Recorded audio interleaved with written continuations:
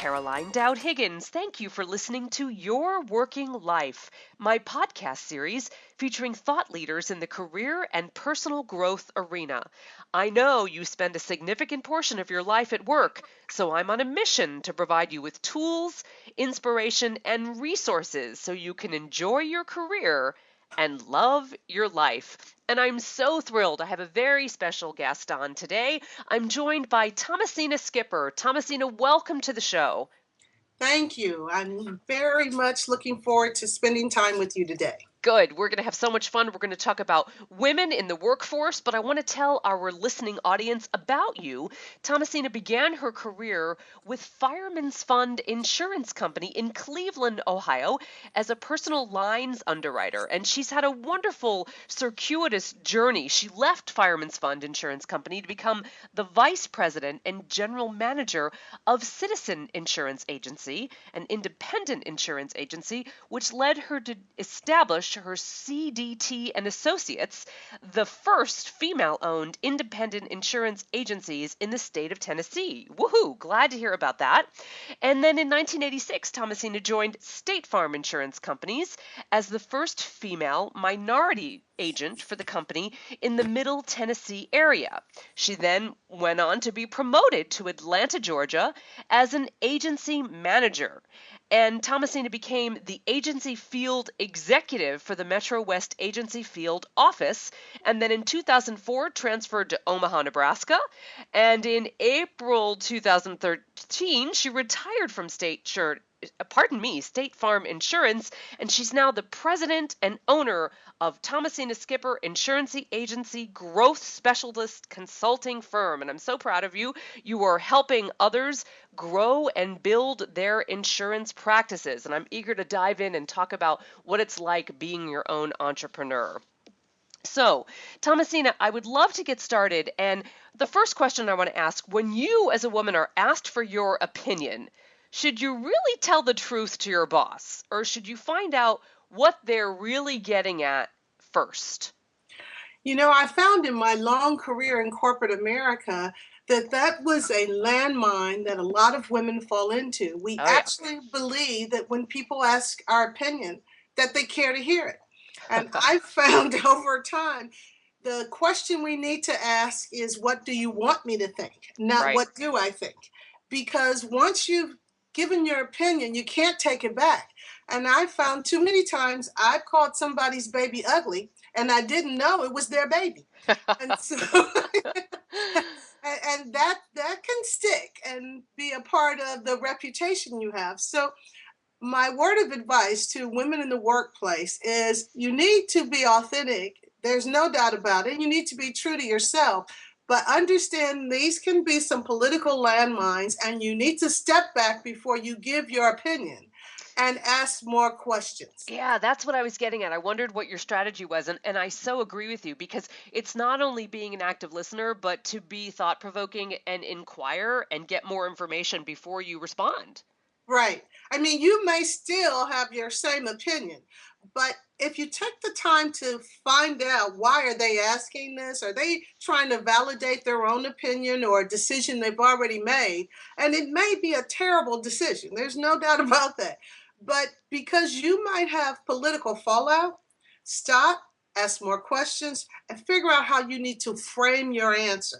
I'm not saying be dishonest, but I am saying you might have to take this for more than face value. I like it. So get more information. So I loved how you talked about office politics, and they're everywhere. And I'm sure in your corporate experiences, you have not been a stranger to office politics. But is there a time where we can afford to not participate and to walk away? How do you navigate that? You know what? I would have to tell you the answer is no. There's never a time for us as women not to participate. Now, that's also a big problem because women, we really want to get the job done. We have enough drama as there is usually in our life, but we think we can avoid not going to the office party. We think we can avoid not going to the office picnic. We think we can avoid having the conversation by the water cooler. We think if we just come and put our head down and work really hard, that should be enough. Well, the answer is no. that if in fact you have any ambition or drive, or if you just really want to protect yourself, you need to know the underlying stories that are going on that's not coming out in the everyday meetings and conversations. So if in fact your boss wants to feel comfortable about promoting you, he wants to see you in a different setting than just the work environment. He wants to know if you can handle yourself if you've got invited to the big boss house. Yeah. He wants, you sometimes we miss the promotion because of what we didn't know, not what we do know. And all of the different scenarios that I have been through, I have seen where people didn't get promoted, particularly women, because they didn't play the game. So you don't have to be a political junkie in the office and know and gossip. Now that's going too far. But you've got to have some awareness of who's on first and who's on second. Because if you align yourself, I've seen this happen too, where women align themselves with a particular leader and sponsor or whatever, and that person fell out of favor. Well, guess what? So did you. And so you need to know who's in favor, who's not in favor, what's going on. And you can't do that if you keep sticking your head in the sand. You've got to be aware, you've got to know what's going on and who's in the positions of power and authority so you don't offend, so that you can at least have a relationship with, and that when it comes to people sitting around the table discussing your promotions or your raises, that everybody knows who you are and everybody can speak highly about you. I like it. You've got to be seen, you've got to be heard, and you've got to be in the know. Brilliant, brilliant. Okay, so let's talk about a tricky topic, right? What about if a woman is confronted with sexism or racism on the job, and how do you deal with it without damaging your reputation, but also stopping this egregious behavior? Well, what I find is if in fact you are confronted with either one of the isms, as I call them, Yeah. You really have to stand strong. You have to stand up, take the emotion out, but be very, very clear to the person at the time. And if you're not comfortable approaching the person who has said something that offends you, then I think you need to find someone else, either your boss, either HR. You need to tell somebody that this comment was made or this behavior took place in front of me, and I personally feel offended. Mm-hmm. If you don't do that, then you are by your mere admission of not saying anything, you're almost telling them this is okay. Right. You're And condoning it. Yeah. you do not want to condone that level of behavior because it will continue and it'll get worse and to a point where you may lose it. Right. And then you will say or do something that's offensive, and that will hurt your behavior. And then instead of the person who is the perpetrator of the bad behavior being put in the bad seat, you're the one that people look at. Oh, why does she act like that? She overreacted. Well, so don't. I have found when in fact it happens, if you are personally comfortable, and I am, I would just look people in the face and say, you know what? I don't think that joke was funny, and I don't appreciate you telling it in front of me. Good for you. Yeah. Yeah. You And I know? love the authenticity of it, right? Just to be Yeah, honest yeah, and authentic. Good. right. And usually, if you say that, people will go, "Oh, I'm sorry, I didn't know that," and they won't ever say that kind of stuff in front of you again. Now, Right. I can't follow people home, and I am not going to be a morality police, and I can't stop them from being offensive to other people, but I can stop it in my environment.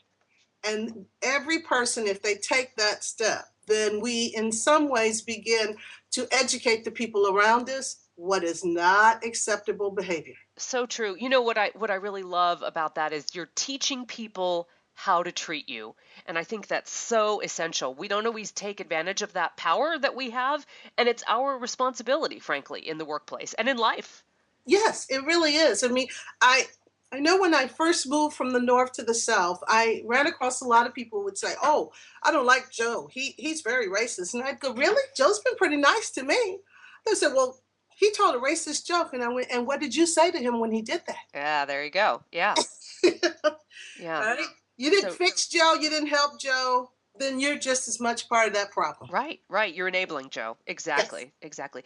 So, Thomasina, I'm fascinated by women because we tend to be nurturing and we develop other people and we advocate for other people. And I'll make a big, broad swath generalization here. We tend to look for environments that develop us and nurture us. So, what happens when you're in a work environment that is not so nurturing? What are your options? Years ago, I read a book by Zig Ziglar that said you only had three choices in any particular situation: stay, go, or change your attitude. Ah, Um, good. and I don't think that advice has ever changed. I believe if you're in an environment that is not nurturing, particularly for a young woman, don't stay. I'm there if that particular organizational climate doesn't nurture you, does not provide you with the growth and development. They don't support you. They don't see any more than what you're providing. Then it's almost not going to be worth it to stay there very long. Right. And so your options are, if you do think that you can help change, you can go to the boss, you can do something different. But if it's an all male dominated environment and you've been hired as the secretary, I don't care if you got a college degree, and you actually think that you can function at a professional technical level, they may not ever see you there. And you have to actually sit down and evaluate, will it be worth it to stay here and to keep, kind of hitting up against a brick wall? You may be better off going to another company, getting your credentials, and coming back. Yeah. Oh, I so agree. I've seen so many women do that, right? They leave because perhaps they came into the organization very young and they were stereotyped, if I can use that word, and they weren't given growth opportunities. They went away and they were recruited back. Yes. So, I think the answer to how long is when, in fact, you're coming home every day and you're feeling very stressed and unfulfilled, and you're having to, just pick yourself up, then that's not a good nurturing environment. And there are so many other places. There's a war of talent going on. There are truly companies who would love to find people with talent and ability and skill. Why stay in an environment where you're not really thought well of or not going to be nurtured? That doesn't make a lot of sense. I hear you. So we'll respond to Zig Ziglar. Time to go. Yeah. Good stuff. So, I'm thankful that this is becoming less and less of an issue. But, we hear about those catty women at work who sabotage other women. And I believe that's on the decline. I sure hope statistically that's true. But what do you do when you encounter a woman who is not supportive? And I'm talking about a colleague, a coworker, someone who is actually sabotaging you in the workspace. Yeah, I think first we all have to get over that original shock of, is she actually doing this to me? Why Yeah. is she doing this to me? I mean, we go through that phase, and but we have to realize that some women are insecure. Yeah.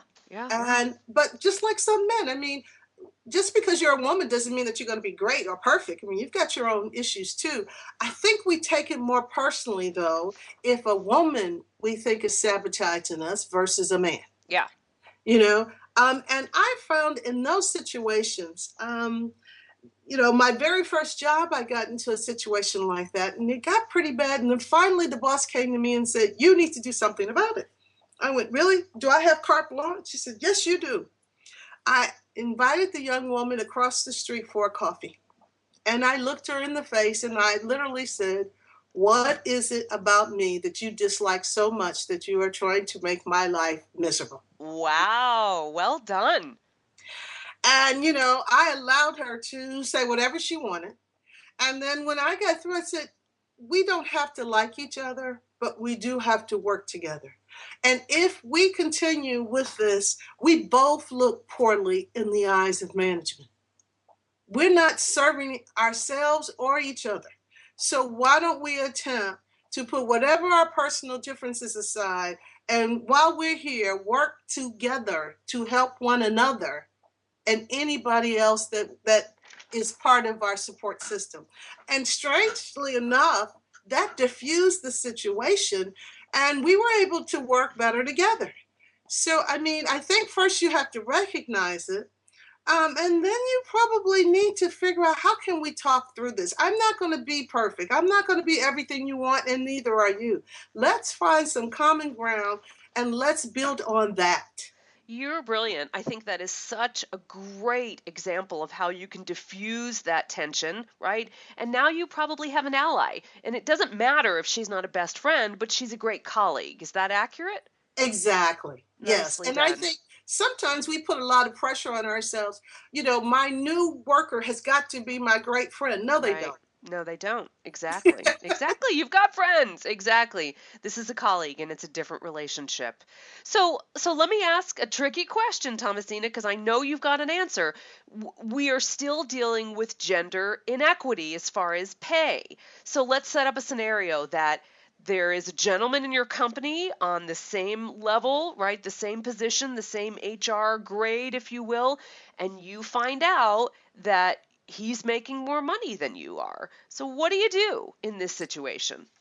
Isn't it funny that this just came out in the news with the editor being fired from the Yes, at the New York Times? Times. I know. Good tie-in. Yeah. Yeah. Whenever we think we've made some progress, things like this happen. Um, Yes.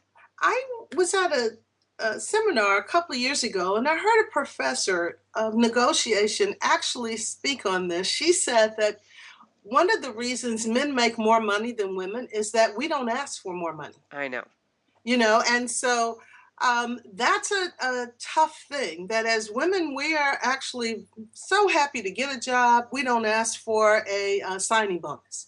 We don't go in and ask for a raise on a regular basis, but then we're very, very upset when we find out our colleague, which he may not be functioning as well as we are, is making more money. So the first thing, I think, once you suspect this is the situation, and I've seen this happen with men that I've managed, they have come to me and said, you know what? I understand Joe Blow is making more money than me. We're in the same position, and I'd like a raise. Yeah, no question, right? It was a non-issue. They just It was a said, non-issue, and "Bring it on." this was a man, putting himself, comparing himself to another man. Right. Well, and I said to him, well, I don't know. Let me see what I can do. I'll go to the big boss. I don't think I can, you'll get much more than your regular 3 or 4%.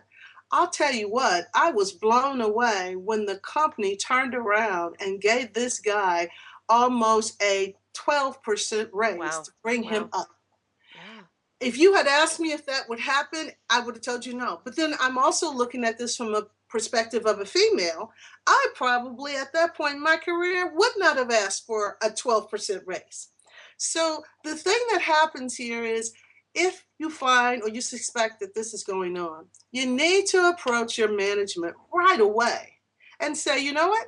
I really think I'm worth a lot more money and I'd like to make more money, and this is my case for why I think I should have more, what I've done and what I plan to do.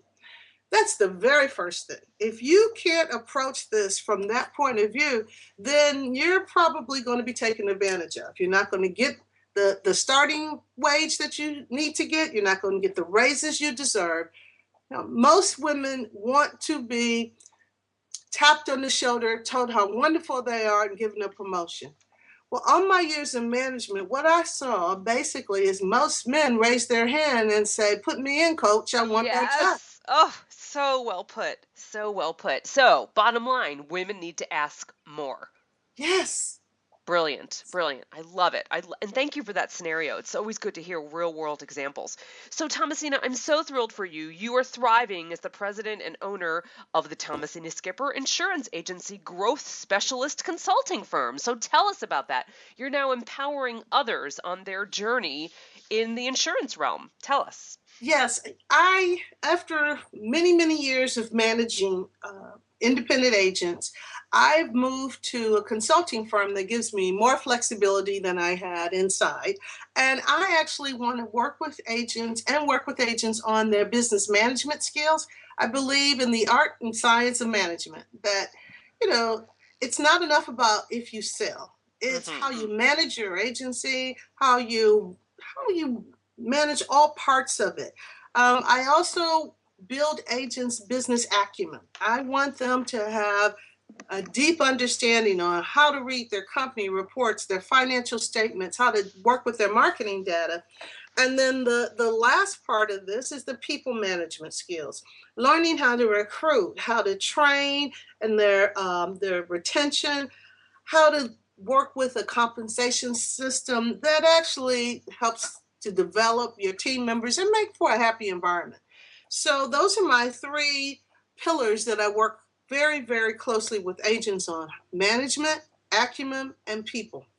That's incredible. And it's really taking your expertise full circle. So you're using all of this knowledge and experience and sharing it with others as they cut their teeth in the business. Yes, because I mean, and even what I find a lot of veterans sometimes will forget the basics, Yeah. or they've been at this for a very long time and they're no longer actually enjoying themselves. So I like to help a veteran renew their management skills and to help them embrace new technologies so that they Good can point. become more efficient and, you know, how to use their tools and how to work with their prospects. See, that's great. So it's not just for rookies, it's for Yes. anyone throughout their professional career. Great. Yes.